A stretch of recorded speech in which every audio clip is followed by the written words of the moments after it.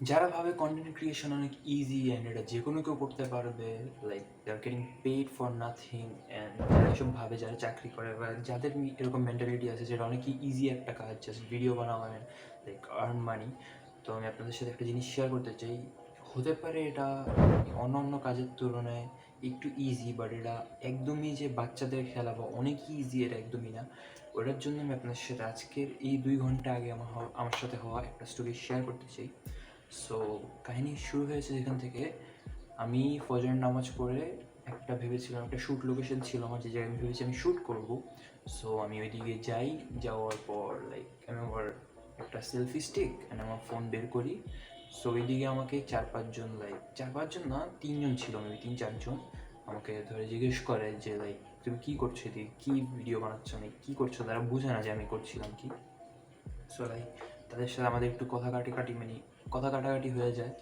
So like হালকা পাতলা চিল্লাচিল্লি হয়, তারপর আমি এসে পড়ি ওখান থেকে, ওখানে আমি আর ভিডিও শ্যুট করি না। অ্যান্ড তারপর আমার লাইক মাইন্ড এত বেশি খারাপ হয়ে যায়, আমি বাসায় এসে লাস্ট অনেক ঘন্টার থেকে আমি একটা ভিডিও শ্যুট করার ট্রাই করছি, বাট লাইক আমি পাচ্ছি না।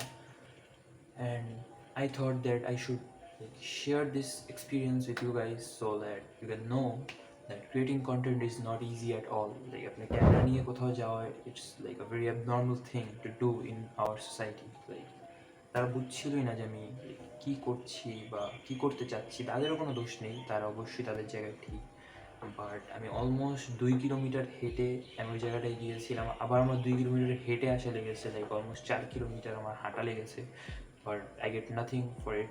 সো মানে কি খারাপ লাগে জিনিসগুলো, বাট কিছু করার নেই। And creating content is not easy at all. Like আমি তো কোনো মানে কোয়ালিটি কন্টেন্টও ঠিক মতো বানাই না, আমার নর্মাল ভিডিওস, ওটার জন্য আমার এত কষ্ট হয়। যারা কোয়ালিটিফুল ভিডিওস বানায় অ্যান্ড লাইক অনেক ভালো ভিডিওস বানায়, তাদের কীরকম লেভেলের কষ্ট হয় ওটা আমি বুঝতে পারছি।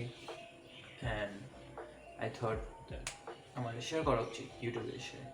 অ্যান্ড এখনও আমি অ্যান্ড কন্টেন্ট ক্রিয়েটার একটা জিনিস যেটা সবচেয়ে বেশি ফেস করে, ওটা হচ্ছে কি তাদের কাছে আইডিয়াস অনেক কম আসে। দেখ আমি আমার নেক্সট ভিডিওর আইডিয়া কী হবে এটা আমার ভাবতে সবচেয়ে বেশি সময় লাগে, ভিডিও বানানোর চেয়ে বেশি।